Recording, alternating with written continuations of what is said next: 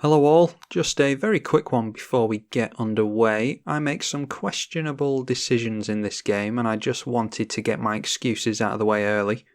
This was recorded late at night at the end of a long recording session and I've been struggling to keep up with recording videos recently, so I decided to have a late night or two to get some games in, and some of my gameplay decisions suffer because of that.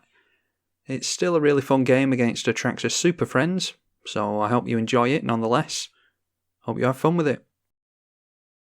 Ilharg the Raze-Boar versus Atraxa Praetors voice. Haven't played against Atraxa since War of the Spark has come out, so I'll be intrigued to see how many really powerful Super Friends decks come about now. I'm going to get down the tap land first, because I don't think we're really going to benefit from getting a Soul Ring down on turn 1. And a Cavern of Souls, so let's go for Soul Ring into Impact Tremors.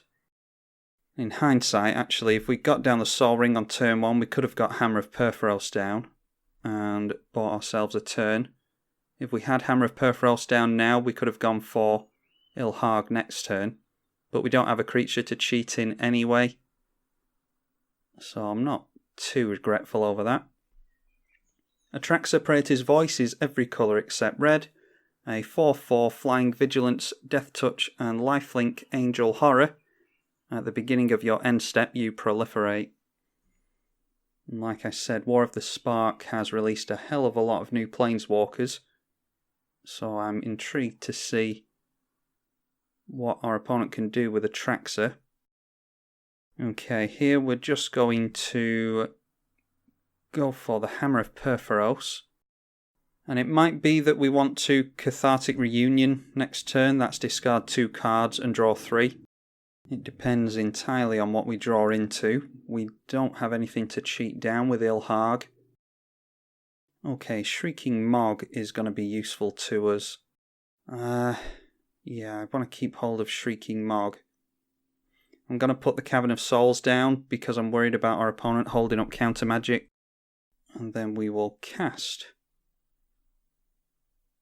our commander, and I'm not going to show them that we've got the Shrieking Mog, because that will be useful once they've got down Atraxa. We'll just hit them for 6 here, and then pass the turn. Shrieking Mog is a 1/1 2-mana haste goblin. When it enters the battlefield, tap all other creatures. So we can just use this to tap down the Atraxa when that comes in. The Search for Azcanta, I think, put a Tundra into the graveyard from the library. Noteworthy that they've only got one source of green mana.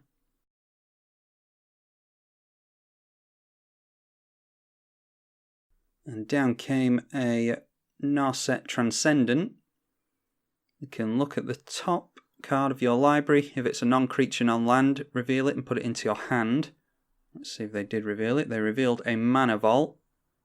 They didn't play it though, so they might be holding up Swords to Plowshares. Let's swing him first. And there is a stop on combat as well, noteworthy. And does this trigger? It's just when it attacks, so we can trigger it with swinging in at Narset. We still don't have anything. I think we're going to discard the Basalt Monolith and Cathartic Reunion. Yep, they're going for Path to Exile, so that will be a land for the turn. So I don't feel as bad about ditching the mountain now. And we can get down Ilharg next turn because it has haste. So let's ditch the Basalt Monolith and the mountain. And then we can go for the Grim Monolith and the Strionic Resonator, I think. I don't mind getting down the Solemn with our Ilharg next turn, assuming our opponent doesn't play a creature. We can actually get down 2 creatures next turn with Ilharg because Strionic Resonator copies a triggered ability for 2 mana and tap. So next turn we'll be able to put 2 creatures into play. Down comes that Mana Vault we knew about. Now, the limit break on Narset is you get an emblem. Your opponents can't cast non-creature spells. I'd obviously rather they didn't get to that. So I think it's time to go for our commander. And this has haste, so we can swing in at our opponent. We will make sure to copy the trigger with the Strionic Resonator. Go in at Narset. Oh, and we auto-yielded to that. That's annoying. Okay. Note to self, don't auto-yield to this if you're playing on Magic Online. We'll get down the Shriek Mog. Because I auto-yielded, we're going to attack Narset with that. Yeah, because I auto-yielded, we're not going to get the chance to add that trigger to the stack. So I'm going to hold up this 4 mana and we'll untap the Grim Monolith with that. This is 4 mana to untap, isn't it? Yes. And we knock Narset down to 2. And then the Shrieking Mog gets returned back to our hand. Yeah, that feels pretty bad. We could have had an extra land in play. And I think this Valakut is going to start becoming relevant. Valakut looks for 5 or more mountains. And once we start playing mountains after that, it starts throwing lightning bolts around. And they're going to look at another card. They have Smothering Tithe and Tamiyo in hand. Tamiyo is not good. Tamiyo is really not good. She can tap a permanent, or freeze a permanent. It doesn't untap during the next untap step. That's a +1. And then her emblem is you have no maximum hand size. Whenever a card is put into your graveyard from anywhere, return it to your hand. So a limited edition Tamiyo at night time comes down and taps down the Ilharg as we would expect. And in comes Atraxa. Now, do we want to create a Golem token? Yeah, I think it's worth creating a Golem token here so that we can go and take out that Tamiyo next turn. This gives our creatures haste, but for 3 and tap and sack a land, we can create a 3/3 Golem as well. Tamiyo will be pumped up to a 6/6, but if we can get down another Golem and Shrieking Mog... Oh, and they're Swiftfoot Boots actually, so they won't be able to target our Ilharg. That changes things. In that case, we're going to go for Swiftfoot Boots here. I'm going to put that on the Ilharg so that our opponent can't target that with the Tamiyo. And then I'm just going to leave it like that. We can either create another Golem if we want to, or we can untap that Grim Monolith.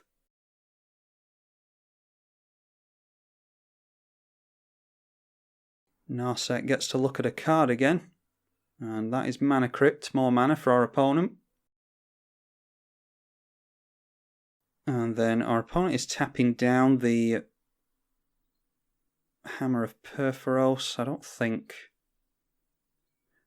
I care about that, as long as our opponent isn't dealing with our Ilharg. Down comes the Mana Crypt that we knew about. An Heuristic Study as well. I think we can play around that pretty well. And then Liliana Vess. I don't know why the artwork isn't loading up. It just showed us Liliana's artwork and then flickered out immediately. And they are having us discard a card. We're just going to have to ditch the Solemn there, unfortunately. And then at the end of our opponent's turn, we will untap our Grim Monolith. They will proliferate. And they are up to Tamiyo's Limit Break. I would quite like to knock down Liliana Vess as well. So I think it's Ilharg into Liliana Vess and the Golem into Tamiyo. Okay, Mere Battle Sphere. We can get both of these down, assuming that I haven't auto-yielded to this again without remembering that I've done that. So that goes in at Liliana, that goes in at Tamiyo, and we have not auto-yielded, that's good. So we go Strionic Resonator onto here, this is what we should have done in the first place. And then we allow them to resolve. We'll get a Shrieking Mog down first. That can go in at the Liliana as well, so that should kill her off. Impact Tremors is going to do a nice bit of damage now because we are going to get a mere Battle Sphere into play. And that can go in at Tamiyo as well.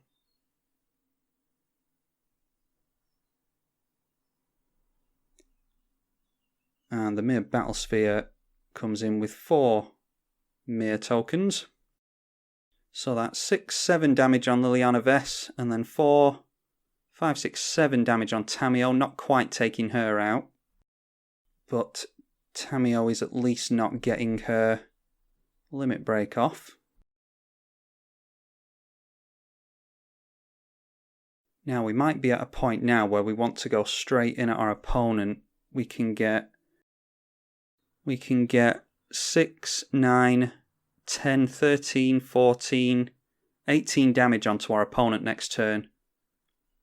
So I think that is exactly what we're going for. We'll ignore the Planeswalkers, assuming nothing really bad happens. Problem with Super Friends decks is that they tend to... Oh, they're going after the Strionic Resonator. I was going to say they tend to go for a lot of board wipes. Speaking of board wipes, there's an Ugin, the Spirit Dragon. They'll take out their own Planeswalkers with that, though, if they go for the minus. Because our opponent has tapped down the Strionic Resonator, we could hard cast the mere Battle Sphere. It will have haste. And it will enter with mere tokens that will have haste. And that will give all of those a chance to swing in, so cheating in the Shrieking Mog and hard casting the mere Battle Sphere, I think, is the way to go. They're up to 20 now, so that will be... How much damage can we get on them? Yeah, I count 22 damage as it stands right now. That looks like board wipe mana. Nope, I thought... Nope, they've gone for a Hallowed Burial. All creatures on the bottom of their owner's library. That's a shame. Luckily, we can get a hasty commander out. Ilharg is going to cost 9 mana now, I think. Okay, Bogarden Hellkite is... When it enters the battlefield, it deals 5 damage to any targets divided as you choose. So let's see here. Yep, that is 9 mana. So that's pretty much all of our mana there. But we can get... Now then, are they holding up counter magic? We're just going to have to hope that we get through some counter magic here. And... Targeted removal. Do we... Yeah, we have to allow them to draw a card here, unfortunately. A cardinal sin of mine is not paying for Rhystic Study. But we want to put the boots onto Ilharg. It appears as though they don't have counter magic. And we managed to get the boots on, so I'm feeling fairly safe now. What is the limit break on Narset? Your opponents can't cast non-creature spells. Yeah, let's go for our opponent's face here. We'll cheat down the Bogarden Hellkite. And that can be 2 damage there. What just happened there? We didn't just deal all 5 damage, did we? All I did was click on the Tamiyo. Okay, try again. There we go. So I'm going to deal 3 damage to Narset and 2 damage to Tamiyo. That will get rid of the Tamiyo. Oh, was I clicking for the... Before, I think I was clicking for which creature for the Bogarden Hellkite to attack, so I was obviously clicking for the wrong trigger. Yeah, so that's annoying. I could have gotten rid of the Narset here as well. I thought I was choosing which creature to deal damage to with the Bogardan Hellkite's triggered ability. But not to worry, we have some stuff going on now, and we should have our Strionic Resonator back next turn. Our opponent might go for Ugin, but if they do that, they will get rid of their Planeswalker, Search for Azcanta, and Rhystic Study. And we'll still have haste on our commander and some mana rocks, so I don't know if that's the best play for them to make. But if they don't get rid of Ilharg, we win next turn because we can get down the Bogardan Hellkite and do our very best to click through all the different effects carefully. Looks like Ugin mana to me. Yep, certainly is. So we'll see if they go for the -5 here and get rid of all coloured permanents. That is exactly what they're doing. Now we have 4, 5, 6, 7 mana. If we can get into a land this turn, then we can go for mere Battle Sphere, equip it up with the Swiftfoot Boots, and I think that'll get us the win. Nope, we get a Vandal Blast, but Vandal Blast is not awful either. Let's overload the Vandal Blast, get rid of all of our opponent's artifacts. That will put them down on quite a nice chunk of mana. And then we'll just have to leave it there, hope that we get into a land next turn. They do have a few turns to uptick Ugin now, but I'm not really too bothered about that, if I'm honest. The problem really is seeing Atraxa again, and the life gain that she can give our opponent. It's 11 to get Ilharg down again, which if we untap the Grim Monolith we have, but we'll still need another mana to put the Swiftfoot Boots down. Plus untapping the Grim Monolith is going to take a turn off us. And this seems as though Atraxa's coming down. Ugin has lightning bolted us already, and we'll go up another loyalty counter thanks to Atraxa. Okay, I think we need to go for a wild guess here to try and guarantee ourselves a land drop. So we'll get rid of the mere Battle Sphere. I think that's going to be too slow for us. Oh, and they get a Swan Song off there. That is at least a bird token for us. So I'm going to put the Swiftfoot Boots onto the bird so that it can't get bolted, and then hold up mana for the Grim Monolith. This counters an enchantment, instant or sorcery, so they didn't have much chance to use that throughout the course of the game. But it's good to know that they are running counter magic. A Sol Ring comes down. Ugin is going to tick down for 0 to get rid of the bird. At least it's not going up by 2 loyalty. And then Ajani, Mentor of Heroes. None of the Planeswalkers have artwork for some reason. You can put a lot of plus counters onto a creature, which is what they're doing. They're putting 3 plus counters onto Atraxa. So we'll nearly be at commander damage here. And they're going to gain a lot of life as well. We take another hit like that and we are done for. Let's untap the Grim Monolith. Our opponent has 5 cards in hand. Okay, a Meteor Golem gets Atraxa out of the way. But we're not getting into lands. Ilharg doesn't have haste. And we can't actually afford Ilharg, can we? 3, 4, 5, 6, 7, 8, 9, 10. I think we just have to get the Meteor Golem down here. We'll kill off the Atraxa. The Meteor Golem can be bolted by Ugin. And a better play last turn actually might have been to... I didn't want to tap down the Grim Monolith, just have to untap it again. But it might have been worth using the Strionic Resonator on the Meteor Golem trigger to kill the Ugin as well. And then we could have used the spare mana to equip the Swiftfoot boots. I think that might have been a better line of play now that I think about it. Ugin is back up to the point where it can minus down and kill everything again. And the limit break is actually minus 10 on that. Gain 7 life, draw 7 cards, and 7 permanents from your hand into play. Eternal Witness grabs... Oh, and our opponent has Deep Glow Skate now. That's really bad. What did they just grab back?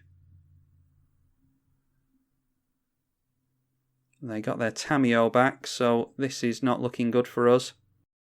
Temple of the False God is 2 mana. But we've tapped down our Grim Monolith now. And they can go for their Deep Glow Skate next turn as well, which will get a load of limit breaks off. This is gain 100 life. Tamiyos we've already been over. This gains life and drops a load of permanents into play. Yeah, so even if we get down the Bogarden Hellkite and deal a lot of damage to Ugin, they can still plus it, double it, and get the... Oh, well actually they'd have to plus first, so they couldn't get the limit break off with that. I think we just have to hardcast the Bogarden Hellkite here.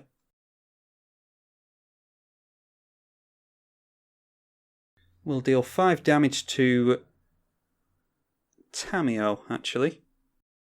And then we can swing in at Ugin. Yeah, pretty difficult situation that we're in. This is the trouble with Super Friends, is once they start getting a load of Planeswalkers down, your attention is drawn away from the life total. And I'm just thinking if we can hit them a couple more times with Ilharg, they'll go down to commander damage, so it doesn't necessarily matter if they gain 100 life. Deep Glow Skate doubles the number of each kind of counter on any number of target permanents, so it's really good in Super Friends. And a load of plus counters going on to the Eternal Witness, and we just go down to that. Yeah, I don't really think we could have done anything at all there. I suppose we could have held back the Bogarden Hellkite, but then the Ugin gets doubled up and deals a load of damage to us in the form of 7 permanents coming down. So that's unfortunate. They just managed to get rid of Ilharg enough times, and unfortunately in this deck that is a pretty bad situation for us to be in. Hope you all enjoyed it anyway. We got to see some good Atraxa Superfriends action, and we nearly got our opponent down to 0 with the Ilharg, the Raze-Boar. I'm tribalkai on the EDH channel. Thank you for watching.